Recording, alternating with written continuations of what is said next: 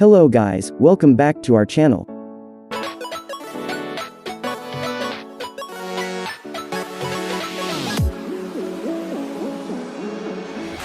In this video, I'm going to guide you to insert a Excel sheet in Word document with simple method. And for more information about this tutorial, visit our article, link provided in the description.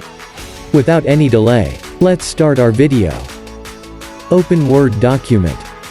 Click on Insert, which is on left top of the window. Click drop-down arrow mark under the table option. Choose Excel spreadsheet from the drop-down menu. That's it, a Excel sheet is placed in a Word document. You can perform almost all the actions of Excel in Word document. After completion, click anywhere on a Word document, so that Excel data will be displayed in the form of table.